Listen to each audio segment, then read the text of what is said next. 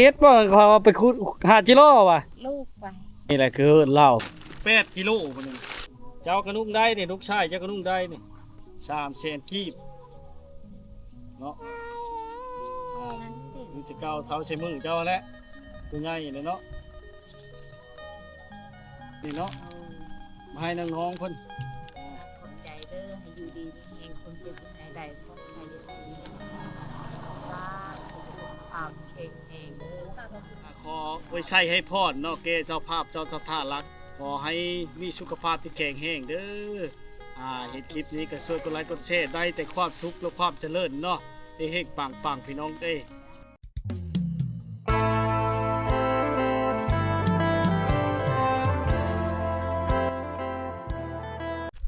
ว้าพี่น้องมาทาเป็น3 ชั่วโมงเลยเนาะแต่เช้าๆหักเห็ดเรามานี่เนาะ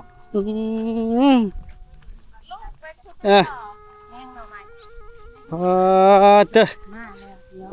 มาแล้วตามหาเห็นขนาดอันเพื่อเห็นมันง่ายโอ้บ่ได้มาอัปเดตแต่หึงเลยเท่าก็ได้แต่พุ่นแล้วแต่ต้นเดินพุ่นแล้วนู่นเลยสบายดีนู่นมาแต่หาเห็ดบ่เขาเอาไปขุด5 กิโลว่ะลูกไปลูกไปขุดจิโลนะลูกป่าโอ้เอาลูกไปน้ำมดซองนี่เนาะผู้ใดเขาเห็นใช่ว่าเขาเห็นน่ะ2 คนค่ะหาเก็บหอยเห็ดโคกอ้อเลยเนาะเห็ดไข่นี่เนาะเห็ดไข่กินนมกินเอามาจีบห้อยบ่น้ำอันนี้ค่ะบ่พี่อายบอกว่าคนนำ5เอามาจิ้มหอยบ่นี่น่ะอีนางเอาคือว่าระวังมันบังตีนเนาะยังบ่ได้เมียนนี่ช่างไปแต่สาวกะยาเสียวเครื่องมาเฮ้อนี่พี่น้องทั้งนครหลวงเวียงจันทน์พุ่นเอาเครื่องมาให้พาเครื่องมากกันลายมือตอนแรกแต่ว่าเอาค่าเกี่ยวเข้านะโน่นเลยโอ้นี่แหละคือเหล้าพี่น้องเฮือดเหล้าตัวจริงแล้วเนาะหากเห็นมาแต่เช้าๆไปเลยฮะแต่ว่ายันเจ้าข้าวิข้างานว่ะก็เลยเมื่อวานนึงไปคุดจิโร่ว่านเขาเป็นว่านก็จะเห็นนี่เนาะ10 โมงมาเอาไปหาทำอิฐว่าไปในบ้านแบบไปตามหาในบ้านเขาน่ะมาทำอิฐนะบ่เห็นไอ้จักยังไม่ได้เก็บวันนอนไปแต่เช้าโอ้มาดิ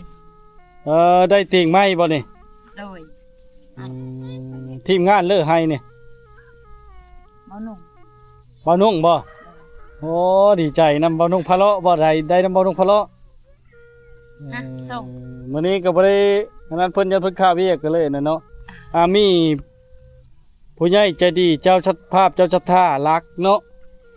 พี่น้องทั้งนครหลวงเวียงจันทน์ชื่อพี่สาวนางชีจงไข่วิไลวงศ์เนาะพร้อมด้วยครอบครัวเพิ่นพาเครื่องมาให้เจ้าแล้วก็เงินจำนวนหนึ่งทางช่องวิถีชีวิตคนไทยบ้านหรือผู้วงบ่าวผู้ไทยเนาะมาให้ไอ้นวลนี่แหละคือเห็นนี่แหละสภาพเหินเจ้าแหละโอ้ยเนาะได้เข้ามาแต่หาก้อนน่ะคือจะหมดเลยเนาะว่าคือจะหมดแล้วแต่นี่แหละไข่ไปปลายท้ายๆเดินเพิ่นเอามาให้น่ะหมดแล้วยั่งอยู่บ่หรือว่าหมดแล้วเนาะเบาลาวเอามาให้แน่ชื่อเฮาได้อยู่บ่เอามาแต่ฝนตกมื้อนั้นน่ะเมื่อวานนี่ก็ฝนตกบ่เซนเพิ่นมาแล้วบังเอิญเจ้าบ่อยู่จักเฮ็ดได้เนาะถามหาไปตามหาแถวโคกจนเมื่อยเนาะเดี๋ยวก็ขอไปหวยพูดติดกับบางคำมันเองเพื่อจิตาหาจะเห็นว่าเด้อเลาะมดแถวบ้าโคกระทามหาเพื่อนวันนี้ก็บ่เห็นมาหดมาถึงแล้วเครื่องนี่8 กิโลอะไรบริโภคเลยเครื่องน่ะแต่เฮากะบริโภคเบื้องว่ามันมีเกียรติพลาดและคุณผู้วิทย์ทางกระเลวไป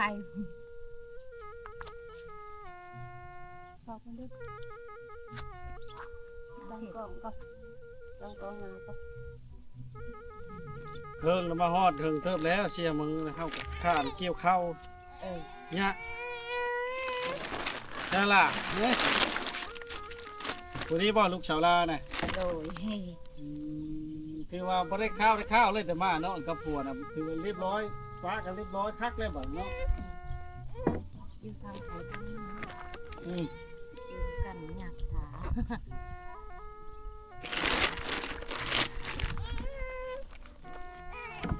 อ้าวเป็นยังอ่ะเห็ดน้องจะไหนน้องไหน น้องตกเด้อ ก็กินวัดไข่มดทุกคนเป็นดัด 8กิโลพุ่นนึงก็ดีมุกดีใจพี่น้องข้างนครหลวงเวียงจันทน์พากมาให้นะเพิ่นถึงคิดไปโดแล้วก็ขอความช่วยเหลือนำเพิ่นตอนนี้เลิกชัยจะชับท่าเนาะทำบุญพร้อมด้วยครอบครัวเลยพี่สาวหน้าชีชกไทยมีเลวงพร้อมด้วยครอบครัวมามอบให้เนาะกับลายย่างเลยคือว่าเลยเครื่องนุ่งที่เขาบริใช้แล้วแต่ก็ยังไม่เนาะนวลนึ่งจะลายแล้วนั่นแหละเขาจะโจ๊กอ้อเขาว่าโจ๊กจะเป็นแล้วให้ได้มันบริชาติปู่เนาะแล้วมียานี่ยามองบริท่าย่ำมันนะ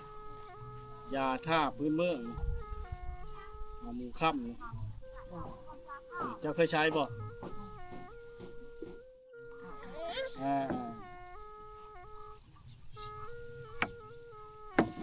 เครื่องเลยพอดีเจ้าเลยบ่แล้วเครื่องกันเนาะลายย่างได้เครื่องได้ชงวันนี้นะชงแม่ งามขนาดไปลุนขนาดลงกัน ลูกชายเ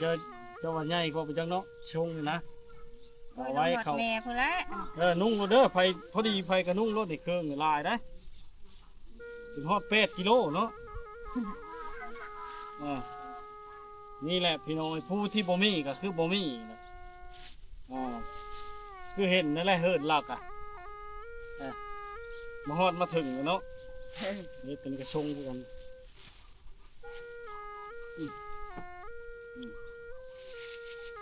เนี่ยพี่น้องเลยหลายย่างได้เครื่องได้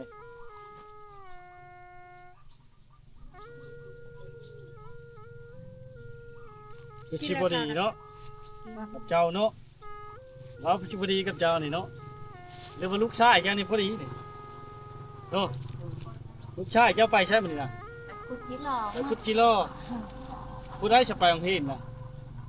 วันนี้เราก็ได้ไปผักอายพาไปคุดที่รอ พุทธกิโลมาขายพอได้เงินนั่นบ่ โอ้ย เนี่ยเบิ่งและเชื่อมันมีแต่โต ซื้อมาพริกขึ้นมา นี่ทงนี่กะได้ทงผมได้เพิ่นเอามาเฮือน่ะเนาะ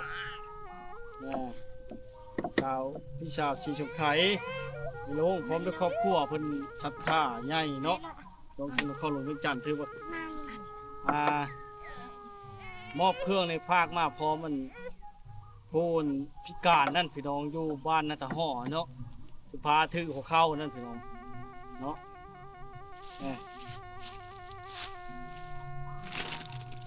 ลายโตแล้วบ่มีเครื่องเล็กน้อยแล้วบ่ต้องมีเครื่องเจ้าไปจ้ะเครื่องเขาแล้วมีตัวงามตัวนั่นแหละแต่ว่าก็บ่ฮู้ว่ามักสิหยังเนาะนี่เจ้าก็นุ่งได้นี่ลูกชายเจ้าก็นุ่งได้นี่ก็ลายเลยเครื่องนะเฮาก็บ่ได้โกดเบิ่งเลยเนาะเพราะว่ามันเห็นในบินนี่บินว่าแม่เลี้ยงเดียวลูก5นี่เด็กลูก5คนนี่ขอบใจเด้อเพิ่นเขียนป้าไว้ให้อย่างดีก็เลยเห็นป้ายนี่ เฮ็ดคุดนอน พี่นวลสิได้นุ่งชุดงามวันนี้แล้วนี่ ลูกว่าสิน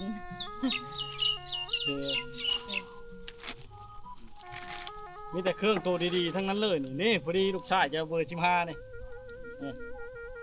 โอ้งามขึ้นแน่เลยทุกคนเนาะแต่ละโตนี่อันนี้ขออนุญาตเจ้าเบิ้งเองก่อน ตัวนี้มันเป็นเครื่องชุดชั้นในเนาะพี่น้องบ่อันนี้ยกออกก็ได้ ลงเอาเลย เครื่องชุดชั้นในเป็น กันหนาวนี่พอดีแล้วชุดกันห อั นาวน เดอร์แวร์ เจ้าคุณน้อยบ่ใหญ่นี่ลูกชายเจ้าก็นุ่งได้นี่จักมีจักโตซะเนาะ แต่มันก็คง นี่น้องเชอร์โอ้มีเชอร์วัยรุ่นทุกคนนุ่งได้นุ่งก็ให้อยู่หากินได้นี่เจ้านุ่งเจ้าวัดนุ่งได้เจ้าพอดีไปจังเนาะจกมังโลดเจ้าจกมังโลดมีหยังได้น่ะ อยู่ในกล่อง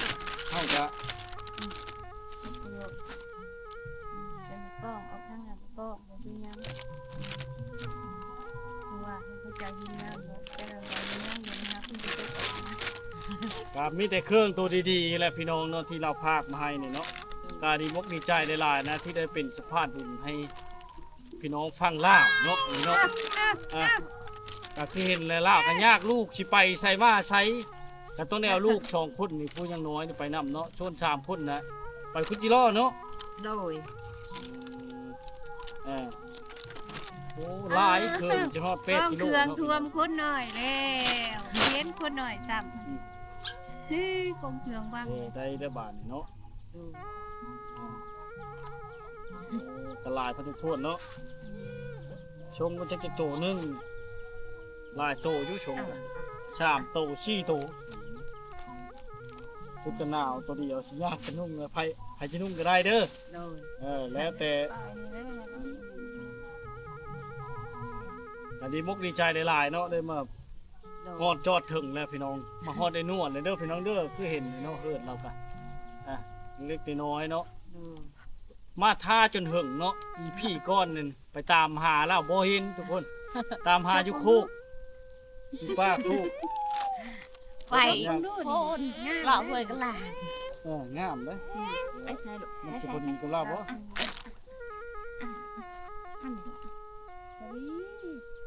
มันก็มีทรายหมัด งามแค่นี้เนาะ ประมาณเช้า เรียนที่เราเฮิน นี่มัด ดีใจบ่อยนวล ดีใจ นี่แหละผู้เลอมีเครื่องเก่าเนาะที่บ่ได้ใช้พี่น้องหรือว่าเครื่องที่ยังดีนะสภาพยังดีคือแบบนี้แหละดีนะพี่น้องลาวผู้บ่มีนี่คือเว้าแหละ สิ้นกับมี ลาวผู้บ่มีนี่จักสิเฮ็ดจังใดเนาะบ่มีสินุ่งบ่มีสินั่นเนาะเขาก็อึดๆยากๆลูกก็หลายคน สิ้นแทกับมี นี่ฮ้อนมาเพิ่งเย็นเนาะคือว่าแล้วประวัติความเป็นมาก็ไปเบิ่งใน EP ทำพิษผู้แลมาเห็นลาวทวิตผู้แลทุกคนเนาะมาเห็นโอ้ย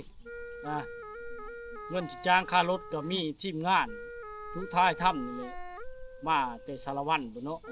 แต่ช่วงมีพบผัวมานะพี่น้องเนาะถือว่าแล้วได้ผัวที่เป็นคนบ่ดีทำพิษก็ดีแล้วเนาะตอนมาค้าการบัดรูปใหญ่มากพันแนวใหม่เนาะ โดย กูเห็นนี่แหละนี่แหละมาเห็นแล้วกับพี่น้องเลยลากก็ยากลูกแล้วเนี่ยนะเนาะ มาตอนน่ะเตี้ยงกับบ่มีบัดนี้ได้เตี้ยงใหม่เว้าว่าเบานุ่งผ้าเราเอามาให้โดย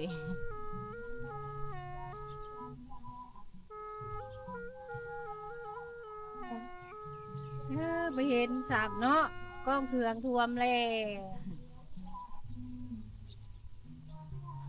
แล้วก็พร้อมด้วยเงินเนาะเรามาให้นี่เนาะ300,000กีบเนาะนี่จะเก้าเท้าใช้มือเจ้าแล้วกูง่ายเลยเนาะเอามาฮอดมาถึงแล้วพี่น้องเลยเงิน300,000กับเครื่องนุ่ง8 กิโลเครื่องนุ่งนี่บ่ได้น้อยไปได้เลยพี่น้องเลยแต่ก็สิได้โตลูกชายแล้ว2คนนั้นผู้ใหญ่เนาะผู้นึงน้อยสินุ่งบ่ได้ไปเลยป้าไว้กับเจ้าหันได้อยู่เจ้านี่นี่ผู้นี้ได้แล้วนี่คือ ก็จุมเพิ่นบ่อยู่เนาะพวกเพิ่นอยู่แต่ละจุมเพิ่นเลือก มาสิได้ที่เขาบ่อยู่ ที่เราอยากเป่งโทร มา ศัพท์ แล้วให้เขาลองเบิ่งหั่นนะลองเบิ่งเครื่องมันพ อยาก ดี เป่ง บ่ โทรศัพท์ไปสิหาหมดให้ได้เงิน3 4 ได้โทรศัพท์หรือเครื่องบ่ 5เพิ่นซื้อในบ้านนั่นแหละลูกหาขุดกิโลค่ะเพื่อโฮมไว้ไปตลอดบ่มีมืออยู่แบบนี้แหละบ่ได้เห็นไปตลอดเนี่ยจังได๋โทรศัพท์อยู่หมู่ปิดโทรศัพท์โชว์ โอ้ เด็กน้อยเนาะ ส่ง โดย นุ่งเวลาย่ำฝนตกนี่ยังเด้ โดย ละลายอันได้นี่คือเห็นอยู่เนาะนะ นี่นุ่งสบายยามหอก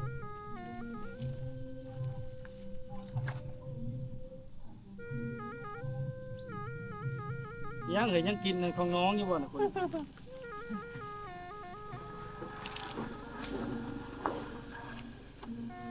คือตัวงามๆจะนุ่งสบายสบายหนู อันนี้ขนมนี่นะนวดนึ่งอันนี้เนาะมาให้น้องๆเพิ่นขนมแบบคล้ายๆมีซื้อไปซื้อมาอะไรก็บ่ได้เบิ่งคักอันนี้ บอกหมดใจเพื่อนจะหลุดน้องเอามือน้อง อะไรเป็นบ่ น้องมาเถอะโถูกคน เป็นอยู่แล้วนี่รายการดีมกดีใจหลายๆเนาะดูพี่เด้อดูพี่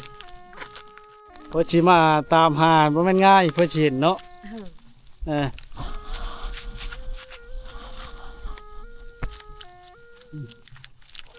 ก็เครื่องก็ลายพอสมควรเนาะ มาแล้ว ฮอดมาถึงแล้วพี่น้องเลย กักกำลังเห็นเราควรมา มาแล้วคนให้อยู่กับไปอยู่เขาอยากเบยคน ก็ไม่ให้บุกวันนั้นบุกไปใส่ไข่อนวนเท้านึง อยู่พานั่นก็ได้ดู เจียเกลีย ไปหาเห็ดว่าไปจะไข่ว่าบอกก็ชื่ออันนั้นเครียดอยู่เรื่อง คือสิบ่ดีอยู่เครื่องก็หลายโตอยู่เนาะจิร้องก็ยากหลานยากลูกยากหลานจะเฮ็ดเลยพี่น้องเลยเนาะคือเห็นอยู่แล้วภาพครอบครัวแล้วเนาะมาฮอดมาถึงเลยเนาะเงินกะมามอบใส่เก่าเท้าใช้มือล่าแล้วเนาะจำนวนหนึง300,000กีบนะพี่น้องเนาะเพิ่นพากให้เนาะ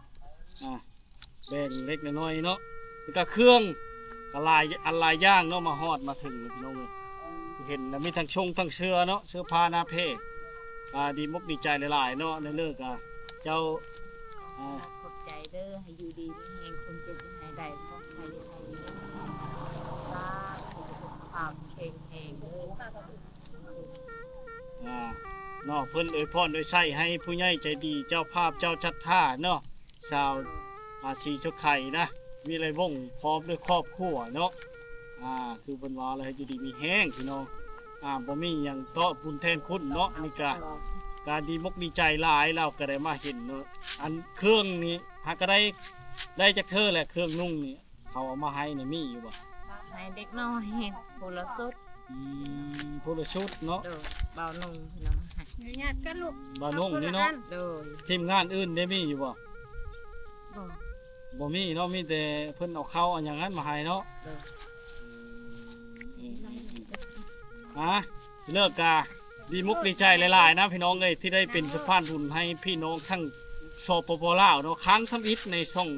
ของข้าพเจ้าเนาะครั้งแรกชนหลายกับทั้งสหรัฐอเมริกาเนาะนี่กับการดีมุกดีใจเนาะที่ซอยเหลือสังคมเนาะซอยเหลือเพื่อนมนุษย์ด้วยกันพี่น้องเนาะคือเว้าแหละเครื่องเก่าเครื่องยังที่บ่ได้ใช้ยังดีอยู่นะมีสภาพดีพี่น้องกับภาคติดต่อไปทั้งอันวิถีชีวิตคนในบ้านหรือผู้ว่องบ้าผู้ไทยทั้งเฟซบุ๊กก็ได้เด้อพี่น้องเด้อเนาะมาช่วยบริจาคเครื่องนุ่งหรือว่าเงินคำน้ำแก้วอย่างกันเนาะช่วยกันไปแบ่งเบาภาระกันช่วยเหลือสังคมพี่น้องเลยในน้ำสะพานบุญเนาะพี่น้องเลยให้ชาวสีชมไข่เนาะมีอะไรบ้างพี่น้องทั้งนครหลวงเวียงจันทร์และสปปลาวเนาะมาฮอดมาถึงแล้วในเลิกกาขอไว้ใส่ให้พรเนาะแกเจ้าภาพเจ้าสัทธารักและก็พี่น้องทุกคนเนาะขอให้มีสุขภาพที่แข็งแรงเด้อเห็นคลิปนี้ก็ช่วยกดไลค์กดแชร์ได้แต่ความสุขและความเจริญเนาะได้เฮกปังพี่น้องการเงินการงานก็ดีเนาะอยู่ก็ขอให้มีไส้ไปก็ขอให้มีโชคกินบ่บกยกบ่ลงปรารถนาสิ่งใดก็ขอให้สมดังมโนวังเนาะให้มั่งมีชีชุกกายชุกใจกับครอบกับครัวพี่น้องสาธุเด้อขอจงให้โชคใหญ่เข้าโชคใหญ่มหาศาลเนาะเจ้ามีกิจการงานก็อย่าต่ำลงให้สูงลิ้วให้เป็นคิ้วเป็นคันอย่ามีวันได้ต้อยต่ำเนาะเจ้ามีการมีงานทำก็ให้ได้ยศเลื่อนสันทวีขึ้นอยู่บ่อเศร้า โชคใหญ่เข้าขอจงมีแต่ความสุขอันตรายภัยทุกข์อยาเบียดเบียนตนเจ้าขอให้เงินคำเข้าไหลมาโฮบขึ้นน้ำแกงให้ได้นั่งนับแต่แบงแรงเสานับบ่ไหวเนาะกินบ่บกยกบ่ลงเด้ออย่าได้บกเป็นหาดอย่าได้คาดเคินว่างสัพพะกำลังกระสมบุญวิกเก้าเนาะโอหมูอาหมูมะมูลมาเงินคำแก้วอย่าได้คาดเคินทงให้ห้องใส่ดังคำในเบาเนาะขอให้เงินไหลเข้าเต็มกระเป๋าตึงโลกอย่ามีพีอย่าผ่านม่านอย่าเห็นเว้นอย่าเกาะเคาะอย่าไกลให้แค่คาทางเหินพี่น้องเอ้ยเมทันลุกย่างเยินเมแต่เดินดงดังไปทางใดเนาะสวัสดีมีใช่ยามีไพ่มาขวางกันยุยืนยาวมันพันปียไรลามีแต่ชื่อเชียงซาลือกองเด้อคนยอก้าวขานเด้อสาวพี่สาวชีชงไข่เนาะมีไรวงเด้อเจ้าภาพเจ้าจะท่าใหญ่อายุวันโนทุกขังพลังมันนื่นซาพี่น้องเลยกับจะได้จบคลิปเพลงเท่านี้เนาะพี่น้องกายดีบกดีใจได้ลายได้เป็นสะพานบุญในครั้งนี้ถือว่าครั้งแรกครั้งทั้งวิทย์ได้เอาเครื่องมามอบให้แล้วก็ลายเลยพี่น้องเลยลายลีนะเนาะแล้วก็พร้อมเงินจำนวนหนึ่งเนาะ300,000 กีบเนาะเพิ่นฝากมาให้นะน้องมาฮอดมาถึงไอ้นวลแล้ว แต่ก็มาที่นี่ก็บ่เห็นตาหาเห็นอุชาว่าในเช้าบ่ทันเล่าไปหาอยู่หากินเนาะไปหาหอยหาเฮ็ดเอาลูกไปพร้อมเนาะ เงินกระไปอุ้มทั้งลูกทั้งอันนี้หันหาวบ่ได้กิน เห็นนั่นแหละ เอาบ่เคยถือลูกลาวหันไปถือลูกไปใครถือลูกไปน้ำหมูไผ่ลอยหมูน้อยนี่